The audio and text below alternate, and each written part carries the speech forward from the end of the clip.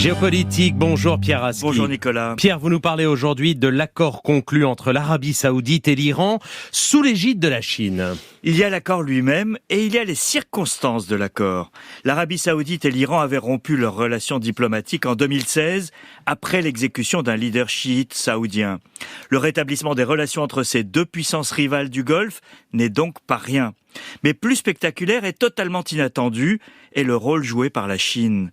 Car c'est à Pékin qu'a été signé cet accord. La photo du patron de la diplomatie chinoise, Wang Yi, entouré des chefs de la sécurité saoudiens et iraniens, devant une grande fresque chinoise, atteste d'un monde qui a changé. C'est la première fois que la Chine endosse ce rôle au Moyen-Orient, une posture qui a électrisé la région et au-delà. Parmi les plus choqués, les États-Unis, autrefois protecteurs exclusifs de l'Arabie Saoudite, et Israël, qui développait une relation avec le royaume wahhabite contre l'Iran et son ambition nucléaire. Pour la Chine, c'est un coup diplomatique réussi. Elle affiche à la fois son statut de superpuissance dans une zone où on ne l'attendait pas et se présente en nation pacifique. C'est bon pour son image dans le monde non occidental. Et pourquoi l'Iran et l'Arabie Saoudite se sont-ils tournés vers Pékin ? Alors, on ignore le rôle réel joué par la Chine dans la négociation, mais il faut comprendre pourquoi aussi bien l'Iran que l'Arabie Saoudite ont accepté ce parrainage chinois. Chacun a ses propres raisons. L'Iran, sous sanctions américaines, sort de son isolement et tisse des liens plus étroits avec la Russie et la Chine. En atteste la livraison à Moscou de drones utilisés contre l'Ukraine.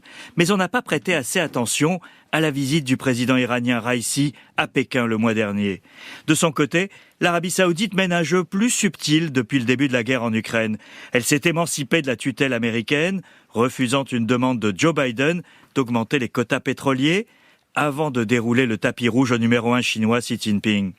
Le leader chinois a certes été le premier à recevoir le prince héritier Mohammed Ben Salman lorsque les Occidentaux le boycottaient après l'assassinat du journaliste Jamal Khashoggi, mais il y a aussi une redistribution des cartes, comme on le voit chez toutes les puissances moyennes de la planète. Et que change cet accord, Pierre ? Alors l'accord, Nicolas, fait baisser la tension entre ces deux pays qui ont été plus d'une fois au bord de la guerre.